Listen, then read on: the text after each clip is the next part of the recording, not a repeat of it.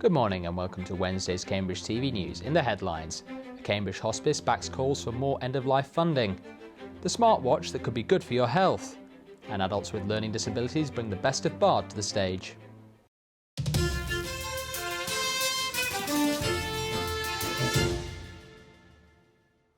A Cambridge hospice has backed calls for an increase in local funding following the announcement to changes to improve end-of-life care.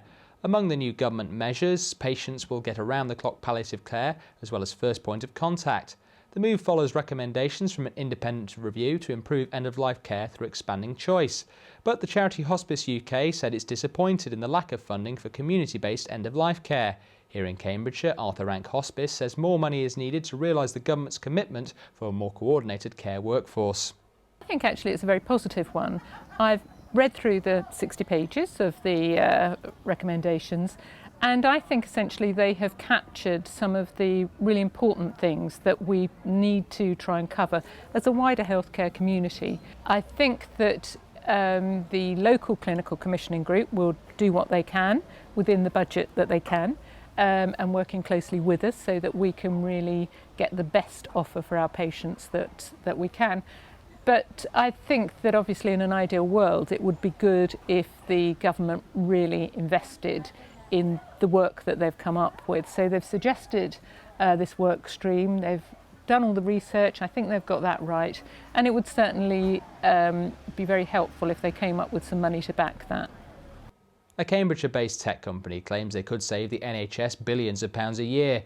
The company produces a digital wristband that can track your everyday movement and lifestyle. Tom Lonsdale reports. In a world of ever-increasing technology, this could become the latest weapon in the battle against poor health. The Active Insights band is designed to give GPs information on lifestyle and how to avoid preventable disease. The benefit is that it could save the NHS millions of pounds a year. In fact, we've estimated around £30 billion per year saving, and that's because some of the biggest killers in the world now are heart disease, lung disease, obesity and diabetes, and lifestyle's the most common factor in treating all those conditions. So really there's a huge opportunity at the moment to invest in preventable healthcare. I, for example, am wearing a device at the moment, the Active Insights band, and it's really designed to be really easy to use. So a practitioner can set it up within 1 minute, and all the patient has to do is simply wear the device. They can swim and shower, and then 1 week later they just come back and press the button when they're in the GP's office.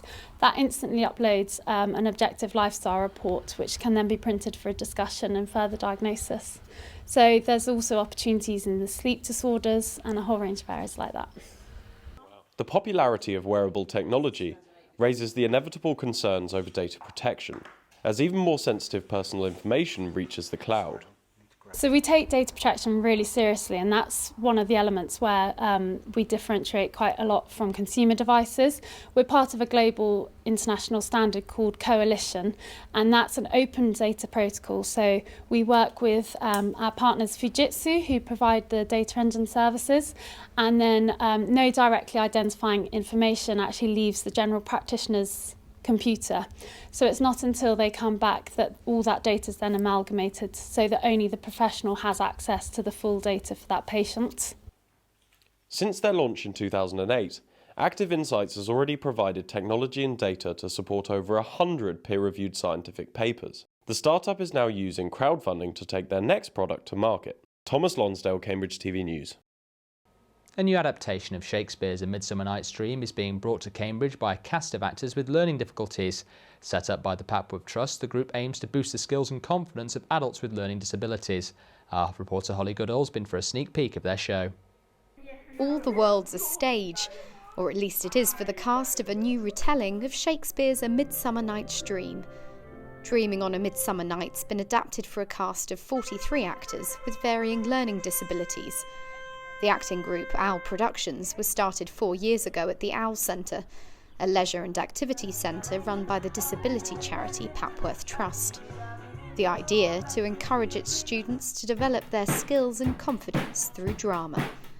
Since then, the group's gone from strength to strength, and so have the individuals. I think more confidence, more understanding, more believing in what the show's about. more realising who my character is and more realising about the choices that I should make in real life. I've enjoyed it, and I found the rehearsals as we've gone on very tiring towards the end. I am more confident about this. I think for an individual to stand on a stage in front of an audience, somebody who is usually very shy and withdrawn within a group environment, but for an individual to stand on a stage in front of an audience of 100 or 150 people as a character, so they're not standing as themselves, they're playing the part of a character, it gives the confidence to go out and to do that. From very early on, the confidence that is now shown in certain individuals, somebody who wouldn't partake in any activity of a group is now demanding that they stand on stage in front of an audience and wanting to be that main character, or showing another skill that they want to bring into the production, or wanting a bigger part than they had in the last time. In their latest production, the group have taken on a challenging script and adapted it into their own words using music and dance.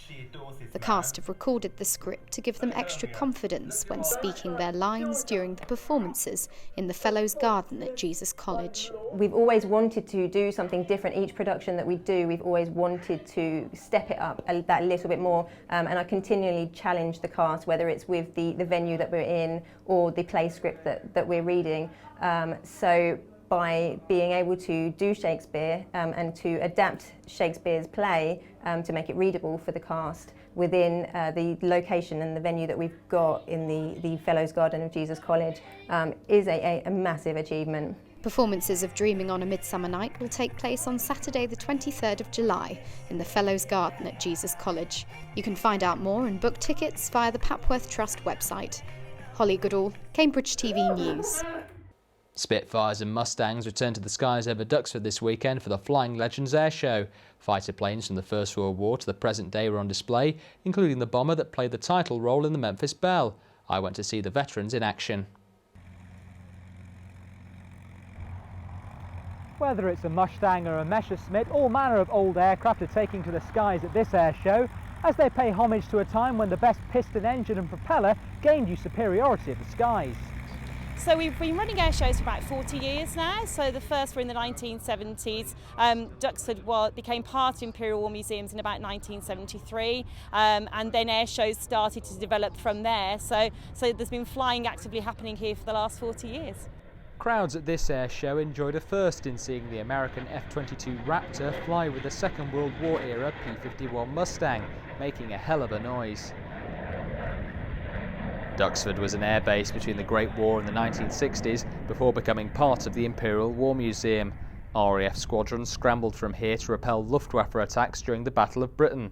Then, as the tide of war turned, the United States 8th Air Force began launching crafts like the B-17 Flying Fortress on missions over Europe. This B-17 played the titular character in the 1990 film The Memphis Belle, but its real name is the Sally B. It's the only one left to flight in Europe, thanks to its chief engineer, Peter Brown.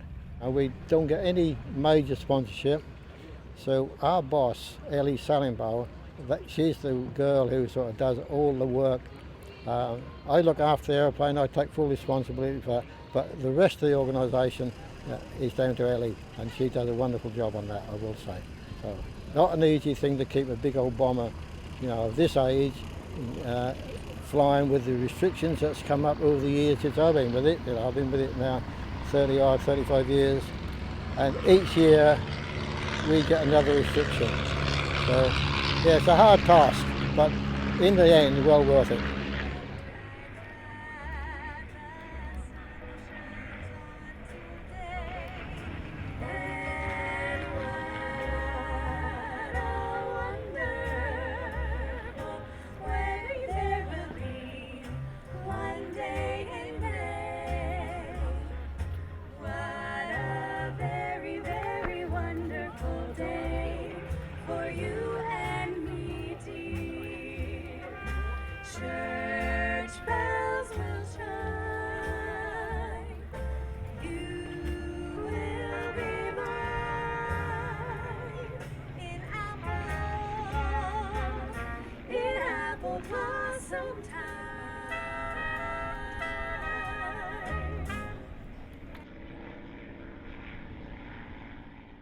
Sounds great, doesn't it?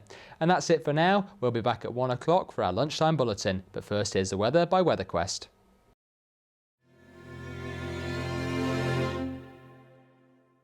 Bit of a cloudy start to Wednesday, 1 or 2 showers first thing, but they'll fade away, and for a good part of the day we're looking dry with sunny spells and patchy cloud. The chance of 1 or 2 isolated showers in the afternoon, but certainly not as widespread or as heavy as the showers that we saw on Tuesday.